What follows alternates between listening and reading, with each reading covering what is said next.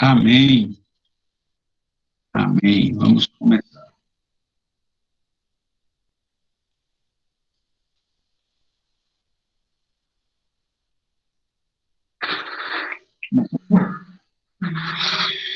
Então vamos lá, minha gente.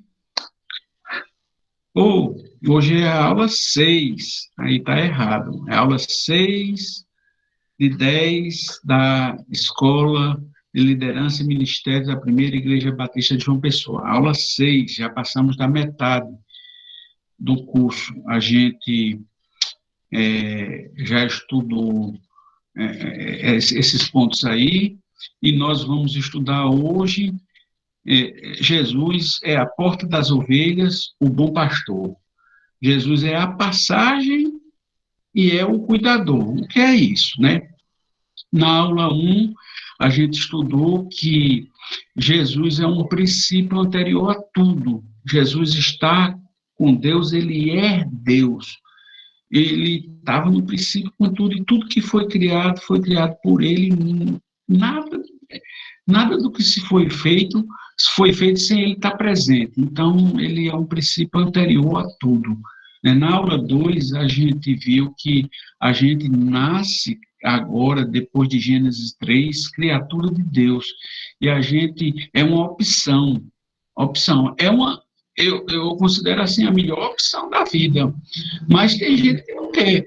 Mas a gente só se torna filho de Deus por opção. E a opção é receber Jesus como Senhor e Salvador. Né? Na aula 3, a gente aprendeu que João Evangelista falou sobre o testemunho de João Batista, aquele que foi degolado. E estudou também que Jesus, ele falou 4 vezes, eu sou, né? 4 vezes eu sou, não foi nem 4, foram 5, porque quando ele foi preso, ele falou também eu sou, lá no Evangelho de João, se comparando ao próprio Deus, que ele é Deus, que quando Deus falou com Moisés lá no Monte Sinai. Na aula 4, a gente estudou que Jesus é o pão da vida, ele é subsistência, ele é nosso alimento, ele é o maná que desceu do céu. Na aula 5, a gente viu que Jesus é a luz do mundo. E quando ele falou que é a luz do mundo, estava em completa sintonia com todo o Evangelho, com toda a Bíblia, porque a luz na Bíblia é sinônimo de Deus. A luz é o próprio Deus, né? Inclusive, eu não sei se eu disse na aula 5, que na Nova Jerusalém, que está sendo preparada, que um novo Éden que a gente vai para lá, não tem sol, o próprio sol é o próprio Jesus Cristo, a própria luz da Nova Jerusalém é o próprio Jesus Cristo, o Cordeiro, né? E hoje, Jesus é a porta das ovelhas, o bom pastor. Ele é a passagem e o cuidador. O que é isso? O que é ele ser passagem e ele é cuidador de quê? Né? O texto base está lá em João capítulo 10.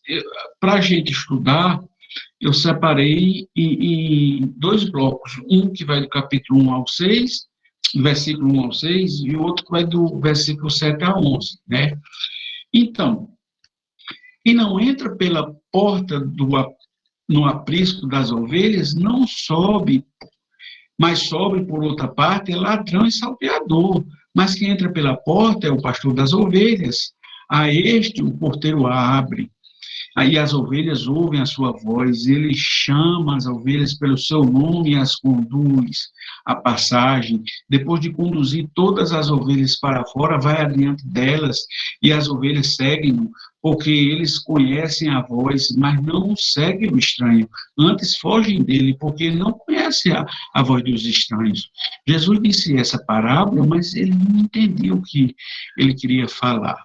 Vamos entender como é uma ovelha, o bicho ovelha, para a gente entender essa analogia, essa parábola que Jesus está contando. A ovelha, o bicho, a ovelha mesmo, é um animal besta, ingênuo, medroso, é um animal assim basta ele não sentir o cheiro do pastor que cuida dele, algumas ovelhas começam a se tremer de medo. Às vezes sai correndo sem direção. Por isso que predadores conseguem pegar um lobo, lá na época em Israel, tinha um lobo selvagem, não sei se tem hoje ainda, mas um lobo, quando a ovelha saía correndo, era facilmente pega e devorada pelos lobos, né? Incrivelmente, até comer uma ovelha não sabe muito bem, ela vai comendo tudo. Então, se tiver no meio do caminho uma comida, uma erva boa ou uma venenosa para comer, ele vai comendo, ela vai comendo. Então, o pastor tem que ir na frente, dando a direção para ela não comer veneno, né? E as moscas perturbam tanto a cabeça das ovelhas que elas saem e ficam meio doida, correndo, sabe? Desnorteada. E quando uma ovelha sai correndo, as outras saem correndo atrás. Por isso que, às vezes, quando tem muita mosca, é preciso que o pastor molhe a cabeça da ovelha com óleo para afastar os mosquitos, né? A ovelha come o dia todinho, todinho, e às vezes ela fica com o estômago muito cheio. É o maior órgão interno da barriga dela, é o estômago. Então ela enche demais. E de noite ela fica brincando da cabeçada. Se ela cair no chão, com as patas para cima, às vezes ela não consegue se levantar. Aí o peso do estômago faz com que ela não respire e ela morre asfixiada, sem conseguir respirar. Então, essa é uma ovelha, sabe? E, assim, é incrível, porque Deus deu todos os animais com algum tipo de defesa. A cobra, tem a pica, o cachorro. Eu botei logo um Rottweiler aí, mas... Para mim, aqui saiu a conexão. Mas está dando certo aí, você? Porque a minha conexão caiu. Eu não sei se eu sou por eu ser o host, mas continua aí, pergunto se as pessoas... Vocês estão escutando a aula? Sim, estou. Tá. Ótimo. Okay, normal. Normal. Ok. Normal. Então, veja, às vezes, eu botei um Rottweiler aí, mas o cachorro normal mesmo, sem ser brabo feito Rottweiler, tem dente e morde para se defender, o urso, o leão, e a ovelha não tem nada disso, só tem cabeçada, coitada. Então, ela não tem como se defender, né? Por isso que Davi, antes de combater Golias, ele vira para o rei Saul, antes de Davi virar o grande guerreiro, era um menino, né? Um adolescente, mais que um adolescente, pouca coisa, e diz assim: teu servo, Davi, apacentava as ovelhas de seu pai, e quando vinha um leão ou um urso e tomava uma ovelha do meu rebanho, eu ia após ele, feria e livrava da sua boca. E quando ele se levantava contra mim, lançava-lhe mão da barba e o feria e o matava. Então, era isso que o rei Davi disse. Então, isso é que é uma ovelha. Então, voltando ao texto, assim, então, veja, Jesus dizendo: quem não entra pela porta no aprisco das ovelhas, não sobe por outra parte, é ladrão e salteador, e quem entra pela porta é o pastor das ovelhas. Aprisco para a gente, é curral, é um curral. Eu botei essa imagem aí, porque o nosso curral no Nordeste é feito de madeira, mas em Jerusalém é feito de pedra. Então, está aí um curral. Então, Jesus está dizendo assim, olha, a porta está ali, então quem entra pela porta é o pastor. Se está pulando o curral, o aprisco, é ladrão, né? A esse porteiro abre, e as ovelhas ouvem a sua voz. Ele chama as ovelhas pelo nome e as conduz à passagem. Veja, isso está ligado, sabe com o quê, gente? Com Gênesis, lá atrás. Quando Deus cria o homem, diz assim: havendo, pois, o Senhor Deus formado a terra, todo o animal do campo e toda a ave do céu, Deus trouxe todo o animal do homem, tudo, a Adão, para este ver como lhe chamaria. E todo que Adão chamou a toda alma vivente, e isso foi seu nome. Meu nome é Ricardo. Quem pôs meu nome foi minha mãe, que está me escutando, e meu pai. E quando eu morrer e for me encontrar com Jesus, Jesus vai respeitar essa vontade que meu pai e minha mãe tiveram e colocaram o meu nome Ricardo. Ele vai me chamar por Ricardo e eu vou escutar a sua voz.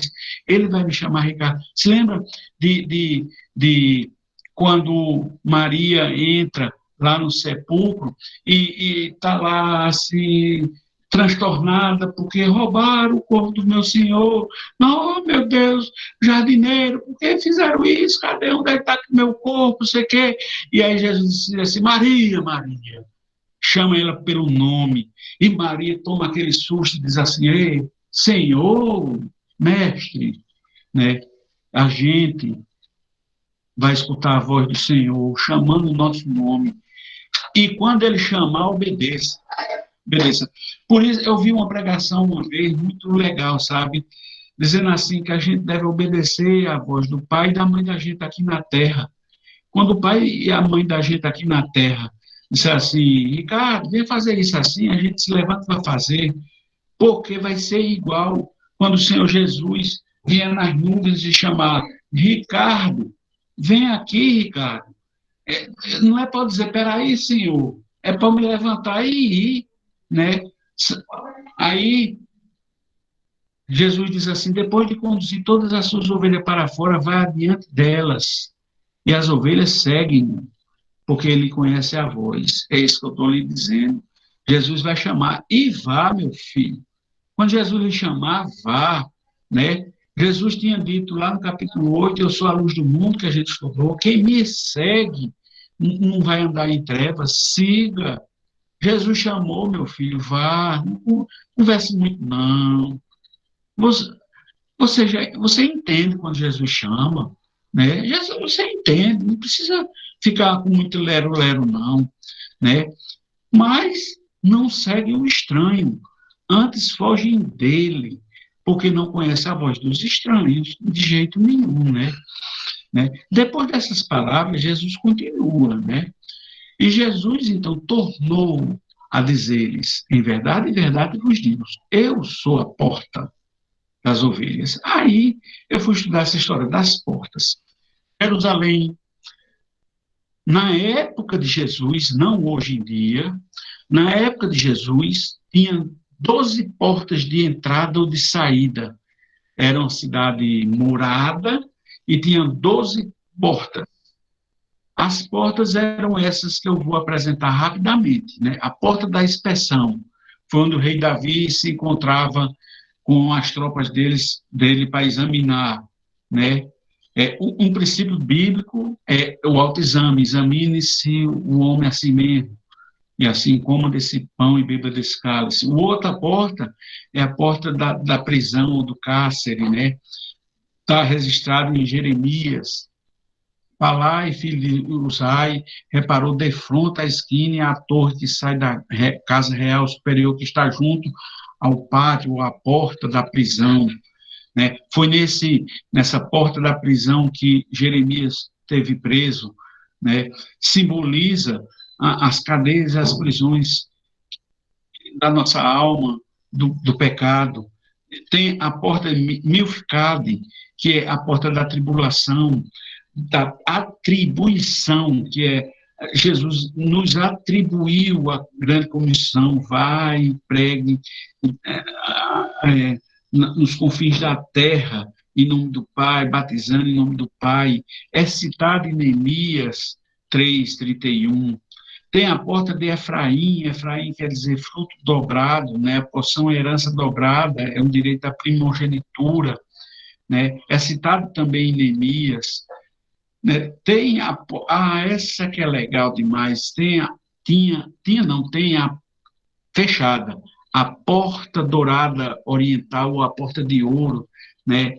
E aí é que eu realmente entendi as cruzadas, que foi na Idade Média, né? Tem muito filme, tem até um filme A Cruzada, né?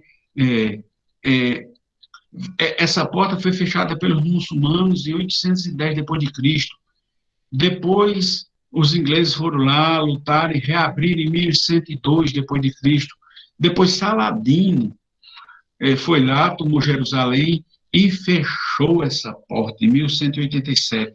Você sabe por que Saladino fechou em 1187? Você tem que ler Ezequiel 43 e o comecinho em Ezequiel 44. É porque existe a profecia que o Messias prometido pelos judeus vai passar por essa porta. Aí, Saladino, sabendo que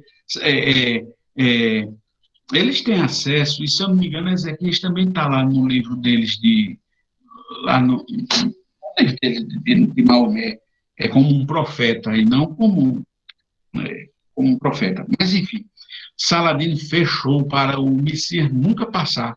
Ô, coitado de Saladino, tá aí, ó. Então me fez voltar pelo caminho da porta exterior do santuário, que olha para o Oriente, a qual estava fechada. Isso aí está em Ezequiel 44. Foi Saladino que fechou. Ele fechou para o Messias não passar por ele. Deixa que Saladino não sabe, nunca entendeu que Deus já passou por essa porta. Já passou. E Ezequiel 44, 2, diz que depois que Jesus passou, depois que Deus passar por essa porta, é para essa porta ficar fechada. Está lá, e disse-me o Senhor, essa porta permanecerá fechada, não se abrirá, ninguém entrará por ela, porque o Senhor, o Deus de Israel, entrou por ela, por isso permanecerá fechada. Oxe, Saladino, ele está cumprindo a profecia. Jesus já passou pela porta e Saladino, sem saber que está cumprindo a profecia, mantém a porta de ouro fechada, porque está cumprindo Ezequiel 44, 2. Tem a porta dos cavalos, que é onde saía os cavalos para a guerra, mas o cavalo é símbolo de guerra e de julgamento. Isso você pode ler em Apocalipse, e é citado também em Neemias. Tem a porta da fonte. A porta da fonte é, é uma porta importante, onde Jesus disse assim: mas aquele que beber da água que eu der, a água da fonte, a fontes de água saltarão do seu ventre e sabe, representa fontes de água viva. Tem a porta do monturo, ou porta do lixo, que era por onde saiu o lixo de Israel, né? Significa assim, um fogo do inferno que nunca se apaga, porque o monturo tem muito material orgânico e fica se queimando o tempo todo. É citado em Neemias também. Tem a porta do vale, aonde o Salmo 23 fala do vale, é citada por Neemias também. Tem a porta antiga, ou a porta velha, né? O profeta Jeremias fala que procurar as veredas antigas, continue no bom caminho, não se desvie, não, né? Hoje as igrejas procuram bem muita inovação e esquece as veredas antigas, que é Jesus Cristo, e fica inventando muita história, né? Tem a porta dos peixes, que significa que nós temos... Pedro deixou de ser pescador de peixe para ser pescador de homens, e nós temos que ser isso também. É também citada por Neemias. E, finalmente, a porta das ovelhas, que Jesus diz que é a porta das ovelhas, ela estava próxima ao tanque de Betseda, sabe? Eu procurei na internet, segundo eu achei, pesquisei, é esta porta que está aí, né? E o tanque de Siloé está aí, fica a 3,7 quilômetros do tanque, né? Jesus, então, é essa porta que, passando por ela, Jesus é a porta que a gente passa e é salvo por ela, né? A salvação não vem por nossas forças, não vem por boa obra, vem por Jesus Cristo. Então, Jesus é esse cordeiro que tira o pecado do mundo. Ele passou pela porta fisicamente, mas ele foi imolado. Ele é a porta das ovelhas. Ele diz assim: se alguém entrar por mim, será salvo. Né? Essa porta também é citada por Neemias. Né? Então, está aí uma configuração do que era Jerusalém antigamente e da onde ficavam as portas. Quase não dá para ver, né, hoje em dia, porque, inclusive, não tem as 12 portas hoje em dia lá. Né? Aí, voltando ao texto, que ele diz que ele era a porta das ovelhas, ele diz assim: todos os quantos vieram antes de mim foram ladrões e salteadores, porque naquela época apareceram outros querendo ser o Messias, e ele diz assim: não, não, antes de mim tudo é ladrão e salteador, eu sou, né? Mas as ovelhas não os ouviram, porque eu que sou a porta, né? E se alguém entrar por mim, será salvo. Tanto entrará como sairá e encontrará passagem. Se lembra que eu falei a vocês como era uma ovelha, um bicho ovelha, né? Você entra pela porta e vai encontrar a passagem, porque ele vai mostrar onde você tem que comer, onde ele é essa segurança, né? E ele repete que o ladrão vem senão para furtar, matar e destruir, roubar, matar e destruir, né? Mas ele repete: eu vim para que as ovelhas tenham vida, e vida tenha vida em abundância. Eu sou o bom pastor. E o bom pastor expõe as suas vidas. Eita, ele expõe a sua vida pelas ovelhas. Então veja que maravilha. Jesus é o cordeiro que tira o pecado do mundo. Ele é a porta por onde passar. Veja, aquela porta que eu mostrei a vocês, na época de Jesus, é onde os judeus passavam as ovelhas para serem lavadas, tomarem banho, para serem levadas ao templo, para serem imoladas, para serem o sacrifício. Então, Jesus passa por lá. Quando ele passa, ele tanto é a porta que nós precisamos passar, como ele é a própria ovelha, que ele é preparado por Deus e morre por a gente. A ovelha, na época de Jesus, era preparada, tomada banho, lavada, para ir para o templo morrer pelos pecados. Jesus passa pela porta porque ele é a ovelha que morre por a gente. E ele não é só a ovelha, ele é duplo.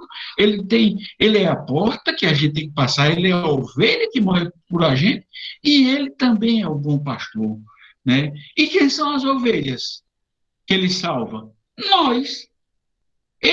Nós somos as ovelhas, né?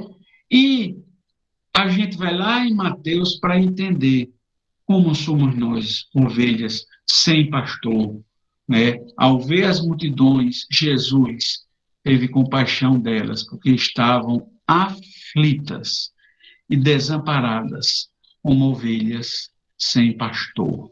Por isso que Jesus disse assim, disse a seus discípulos: a seara é grande, mas os trabalhadores são poucos, né? Então, Jesus continua, mas cuidado, viu? O mercenário vem aí. Ele não é pastor. E quem não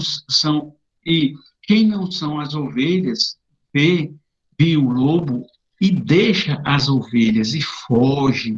O mercenário foge, o lobo arrebata e dispersa as ovelhas. O mercenário cai fora porque é mercenário e não tem cuidado com ovelha, por isso que ele diz de novo, ele diz assim, eu sou o bom pastor e conheço as minhas ovelhas e das minhas sou conhecido. Não é só ele conhece, nós, ovelhas do Senhor Jesus Cristo, conhecemos a ele, né? Assim como aí ele faz olha que conexão bem legal. Jesus conhece a gente, a ovelha dele, e nós conhecemos ele, né? Das minhas ovelhas, sou conhecida, a gente conhece Jesus. Assim como assim, da mesma forma como o Pai, Deus, me conhece a mim, eu também conheço o Pai. Então, por isso que a gente conhece o Pai, porque a gente conhece Jesus, Jesus conhece a gente. Olha que conexão legal. E por isso, Jesus, ele diz, eu dou a minha vida pelas ovelhas, por mim e por você. Né? Aí vem a coisa maravilhosa. Ele está falando isso com um judeu e ele dá um recado para mim e você, que não somos judeus. Ele diz assim, ainda tem outras ovelhas que não são desse aprisco, não são desse curral aqui.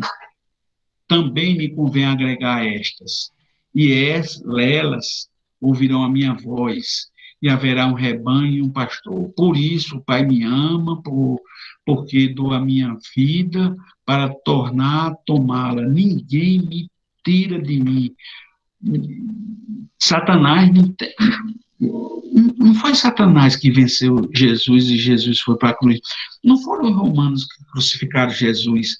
Assim, fisicamente foi eles que bateram o martelo lá.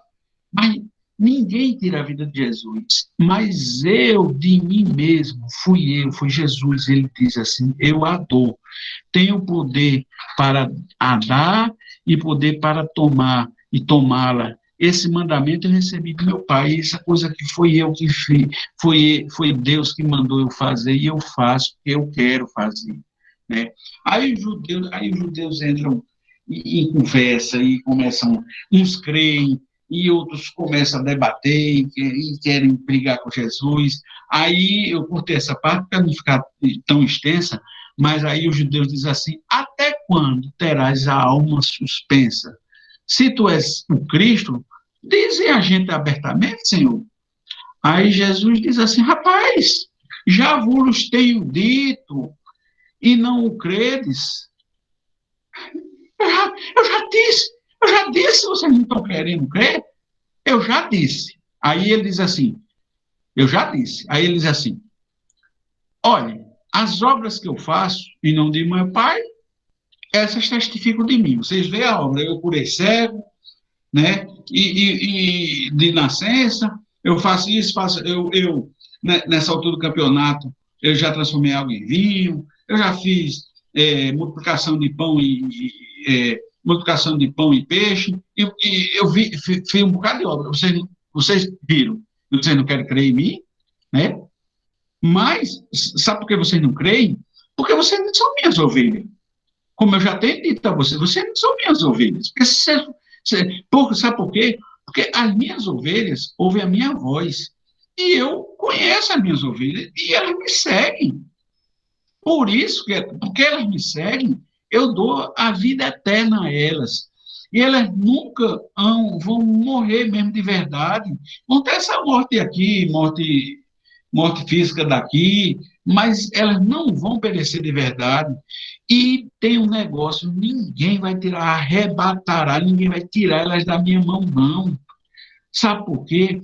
Meu Pai, que mais deu, é maior do que todos. Foi meu Pai, e ninguém pode tirar da minha mão que meu Pai me deu. É isso. Então, olha, eu e meu Pai somos um. Ah, pronto, acabou-se. Acabou-se, minha gente, acabou-se. Aí a gente não tem discussão. Né? Ele é a porta, ele é a ovelha, ele é o bom pastor, e E nesse contexto é que a gente consegue compreender perfeitamente o Salmo 23. O Senhor é meu pastor e de nada sinto falta, deitar-me faz em verdes pastos, guia-me mansamente a águas tranquilas, refrigera a minha alma, guia-me pelas veredas da justiça, por amor do teu nome, ainda que eu andasse pelo vale da sombra da morte, não temeria mal algum, porque tu estás comigo e tua vara e teu cajado me consolam, prepara-me uma mesa perante mim, na presença dos meus inimigos, unge a minha cabeça com óleo, o meu cálice transborda. Certamente a bondade e a misericórdia seguirão todos os dias da minha vida e habitarei na casa do Senhor por longos dias. Essa imagem de Deus como pastor aparece no Antigo Testamento o tempo todo. Eu citei aí algumas, inclusive não fui nem eu, foi pastor Daniel. No semestre passado, eu dei Gálatas e pastor Daniel deu Salmos, e a gente estudou o Salmo, e ele que preparou esses slides, e ele citou Ezequiel, porque assim diz o Senhor Deus: eis que eu mesmo procurarei minhas ovelhas e as buscarei como o pastor busca seu rebanho no dia que está no meio de suas ovelhas dispersas, assim buscarei as minhas ovelhas, né? Então, o Salmo 23 traz duas metáforas para descrever o relacionamento de Deus com os seus filhos. O Senhor é o nosso pastor e é nosso anfitrião. E já que o pastor Daniel está aqui, e foi ele que preparou esses slides no semestre passado, eu só fiz aproveitar, eu pediria para o pastor Daniel continuar a apresentação. O senhor pode apresentar, pastor Daniel? Alô? Oi, Ricardo? Pode apresentar? Posso, sim, meu irmão. Então eu vou passar para frente para apresentar. Rememorar, né? Vamos lá. Tá, eu só vou pedir para você continuar, né, fazendo aí a apresentação, né? Okay. Como você disse, no ano passado a gente teve essa oportunidade de estudar o livro de Salmos junto com alguns irmãos, alguns estão aqui, outros não. E é claro que não dá para estudar o livro de Salmos sem estudar o Salmo 23. Então é um salmo que fala profundamente ao coração do povo de Deus. A maioria das pessoas conhece o salmo, a maioria também já memorizou esse salmo. E a gente vai falar um pouquinho disso. Quando você coloca, a gente tem ali uma primeira metáfora, que é a metáfora, exatamente essa metáfora. O que é uma metáfora? Uma metáfora é uma comparação.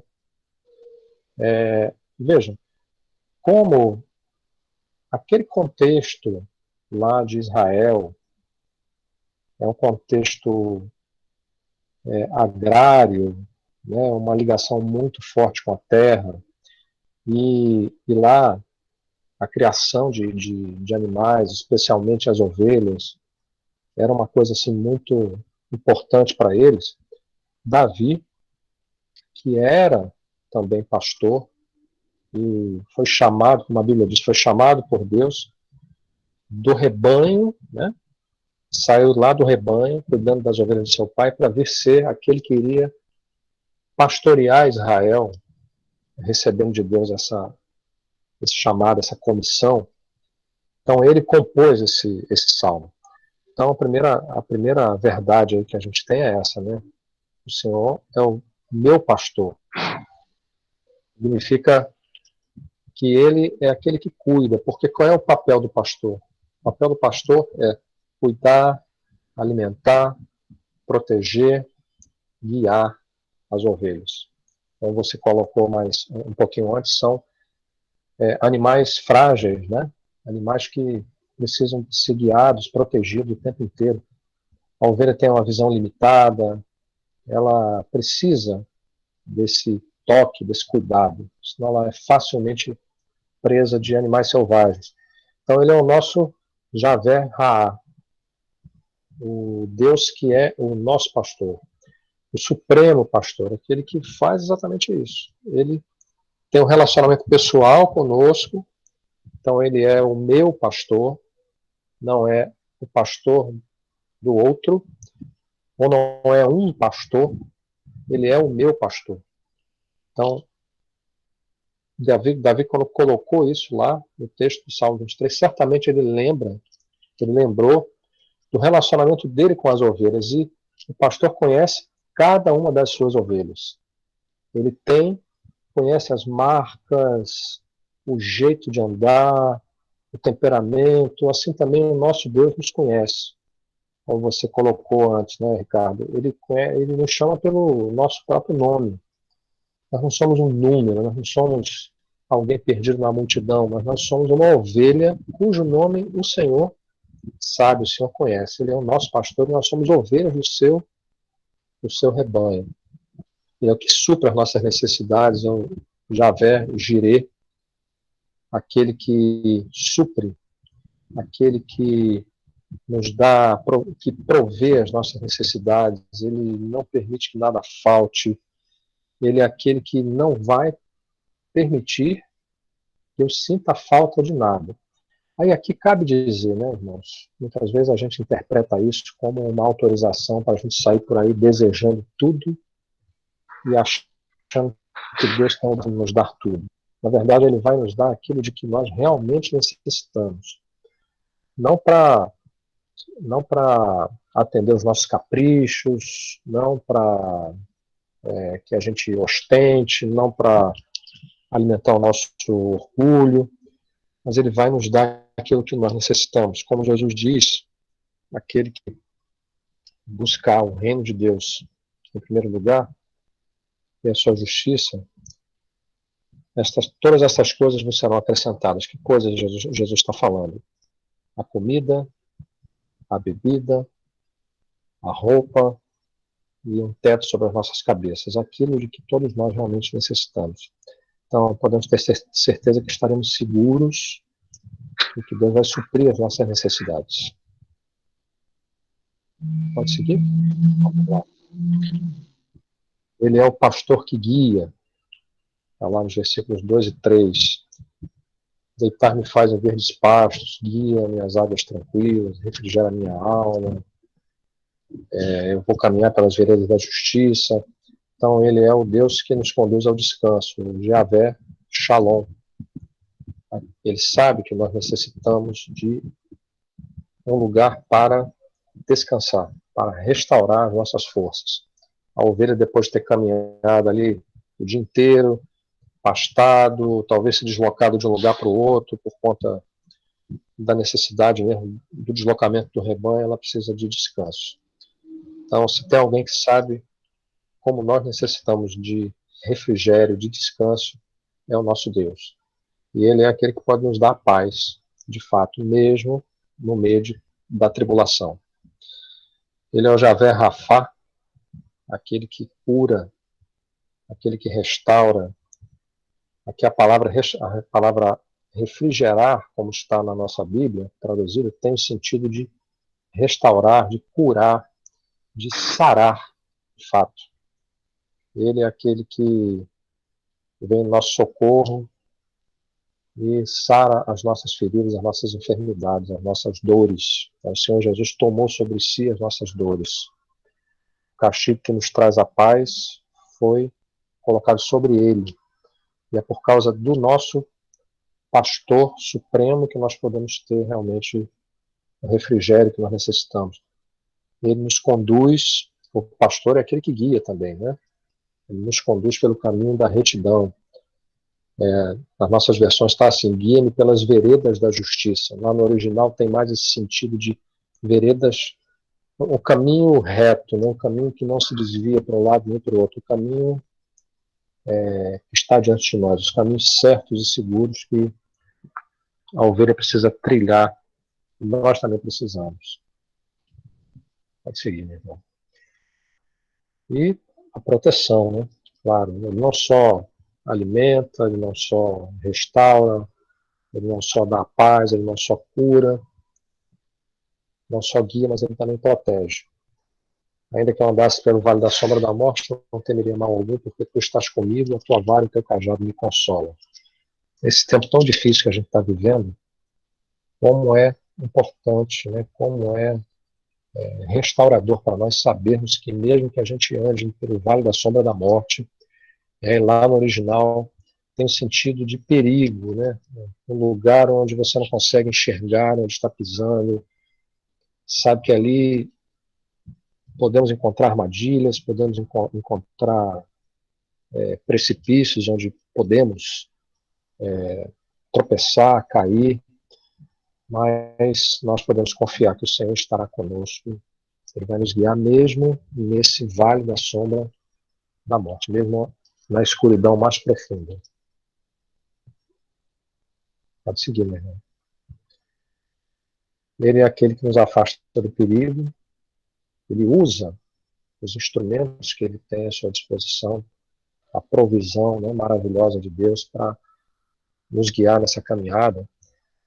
Assim como o pastor usa a vara e o cajado para tocar na ovelha e também para afugentar os animais ferozes, o Senhor também, ele nos toca com o seu cajado para que a gente saiba para o caminho que deve andar. E ali aquele toque é o toque da segurança, porque a ovelha, ao sentir o toque do cajado do seu pastor, ela sabe que ele está perto, ela sabe que ele está cuidando dela, não precisa temer. E a vara era um instrumento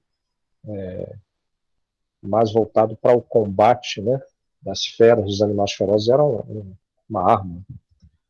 O nosso Deus é o Deus Todo-Poderoso, é o Deus que tem todo o poder, que tem o controle sobre todas as coisas, e ele nos toca com seu cajado e nos protege com a sua vara.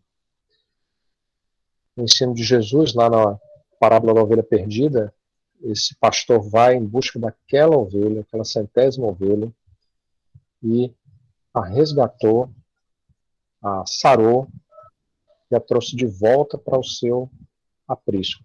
Porque uma ovelha fora do aprisco, ela está completamente exposta a todos os perigos. E aqui a figura, a metáfora muda, né, para um banquete. A gente pode imaginar um banquete como nos tempos antigos, a mesa era colocada diante daquele que estava sendo homenageado, estava sendo recebido com honra. Então Deus aqui é colocado como o dono dessa casa, o dono desse lugar, desse palácio, desse lugar onde há abundância, onde há uma mesa farta colocada diante de nós. Por isso que Davi diz isso, né? Ele prepara uma mesa perante mim. Uma mesa preparada. Essa mesa, ela representa a vitória. Nós temos o consolo, né? Jesus disse isso, que nós participaremos com ele, no último dia, do banquete das bodas do Cordeiro. Então essa mesa já está preparada para nós também. Aqui ele é o Yahvé Nissi, o Senhor, a nossa bandeira, aquele estandarte que ia à frente dos exércitos, celebrando a vitória. A vitória já está garantida para nós, servos do Senhor. Não por nós, mas pelo nosso Senhor, pelo poder do nosso Senhor. Da mesma forma que ele preparou uma mesa para o seu povo no deserto, como diz lá o Salmo 78, que fala desse cuidado de Deus com o pastor de Israel, ele nos alimenta mesmo no contexto hostil. Por isso que aparecem os inimigos, na presença dos meus inimigos. O inimigo é aquele que se opõe, que se levanta contra nós, nos agride, que quer nos envergonhar, que quer nos amedrontar. Mas Deus dá aqui um lugar de honra ao seu filho, mostrando que a vitória provém dele. Pode seguir, meu irmão, por favor. Que aparece ainda dentro dessa metáfora do banquete do Senhor, ungir a cabeça com óleo. Era uma coisa que os anfitriões faziam isso, eles faziam. Os hóspedes de honra, aqueles que chegavam e seriam honrados, recebiam essa unção com óleo sobre a sua cabeça. O óleo é uma coisa cara, uma coisa valorizada demais, né, naquele contexto, o azeite. Isso era colocado sobre a cabeça dos hóspedes. E o que Deus está dizendo aqui para nós, através desse salmo, é exatamente isso, que ele vai fazer superabundar a graça dele sobre nós. Por isso ele fala também de um cálice que transborda. Aqui, na Bíblia, especialmente no Antigo Testamento, nós vamos encontrar essa figura do vinho como símbolo de alegria, símbolo de prosperidade, símbolo de celebração. Então, está dizendo, não apenas você terá um cálice, mas o seu cálice ele vai transbordar. Deus vai lhe surpreender com aquilo que ele vai fazer, além daquilo que você pode, que eu e você podemos imaginar. Havia também, né, Ricardo até fez essa referência, as ovelhas também recebiam óleo na cabeça com essa finalidade, a finalidade mais, vamos dizer assim, higiênica, né? Para que as moscas não pousassem, para que os insetos não pousassem. Mas, no caso do hóspede, era um sinal de hospitalidade. Está aqui, né, um relato lá de Lucas 7, quando Jesus, inclusive, questiona, né, quando aquela mulher derramou sobre os pés dele um perfume caro, ungiu os pés dele, ela foi criticada. E aí Jesus disse, olha, você não cumpriu o protocolo, né? E ela veio aqui sem maiores protocolos, ela me ungiu, me honrou. Por isso os seus pecados estão perdoados, por causa do amor que ela demonstrou ao Senhor. Por último, a hospitalidade de Deus também, essa bondade, essa misericórdia vão nos seguir. Aqui é interessante que a palavra que está na nossa Bíblia, traduzida como seguir, tem o sentido de perseguir. Então ele está dizendo, olha, a bondade e a misericórdia do Senhor vão me perseguir. Eu não precisarei ir em busca disso.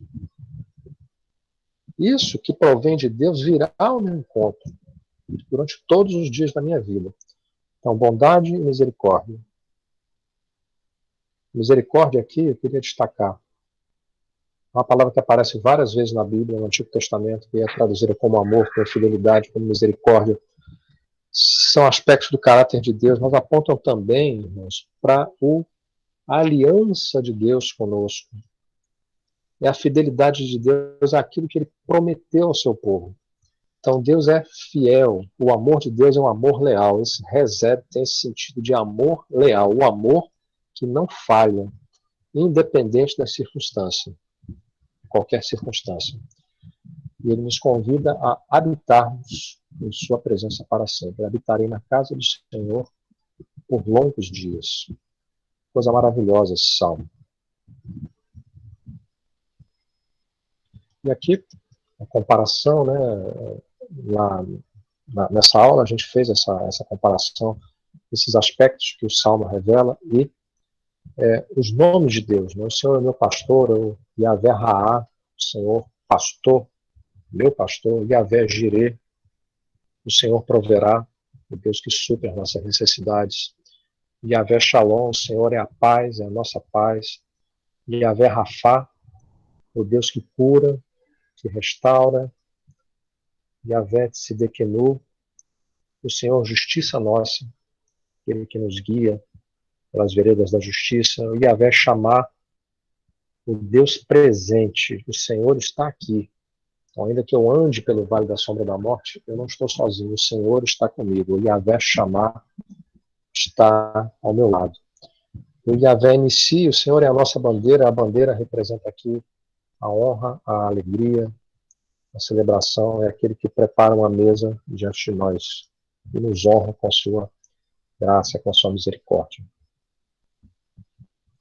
Amém. Muito obrigado, então, pastor Daniel. É sempre bom ter o senhor como um professor que ensina muito bem e a gente aprende. Então, encerrando, minha gente, por isso a gente vê que Davi não tem medo de nada, né? Ele não tem medo de escuridão, de ansiedade, por mais profunda que seja ele abre o coração dele para o Senhor, porque o Senhor protege, né? O Senhor protege as suas ovelhas, né? Então, Jesus é o pastor, ele não é só guia e provedor, sabe? Ele afugenta o medo das próprias ovelhas, ele abre o caminho das ovelhas, né? Essa é a nossa experiência quando a gente passa por um momento de angústia, de doença, problema emocional, dificuldade financeira, tristeza, luto que muita gente está passando, sabe? Não tem o que fazer, não tenho o que fazer. Já estou acabando a aula, eu só vou dizer uma coisa a vocês. Eu tive um professor, e quando eu fiz o doutorado eu fiz um doutorado em sociologia das cidades, sociologia em administração da sociologia. Então, eu fiz um doutorado aí, e eu tive um professor fora de série. Ele era filósofo, ele era teólogo, ele tinha um bacharelado em teologia, mas ele não acreditava muito em Deus, não, sabe? E tinha um curso de bacharelado em teologia. E numa aula ele virou para a turma todinha olhando para mim, porque ele sabia que eu era crente evangélico, e ele disse assim: vocês, no final das contas, estão sozinhos.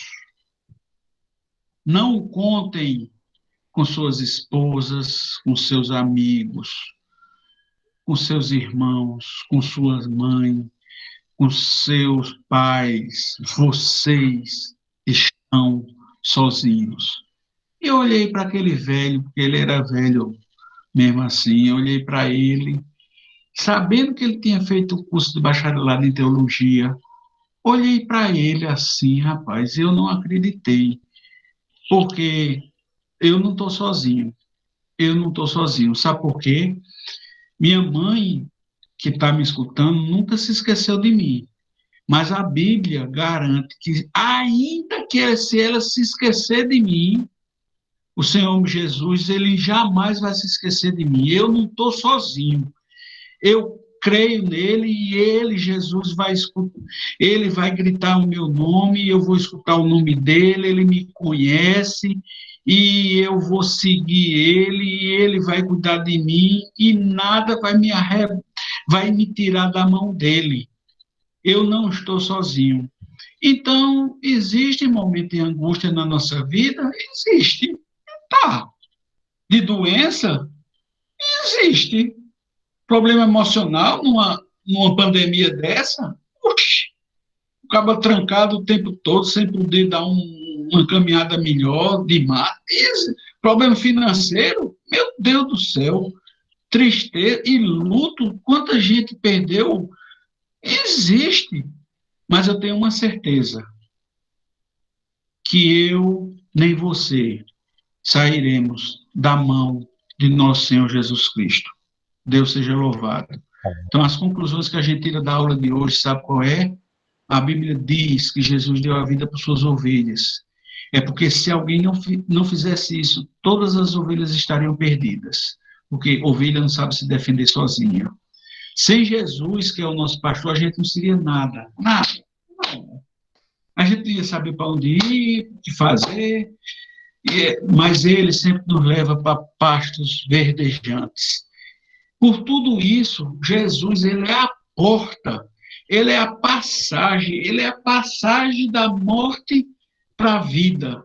A gente tem que passar por ele, sabe?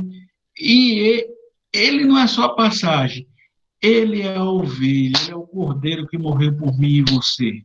E, finalmente, além dele ter morrido por mim e você, ele milagrosamente, ele também é o bom pastor que cuida de mim e de você, nos alimenta, protege e afugenta os perigos físicos e espirituais. Deus abençoe vocês. A aula semana que vem tem mais. Amém.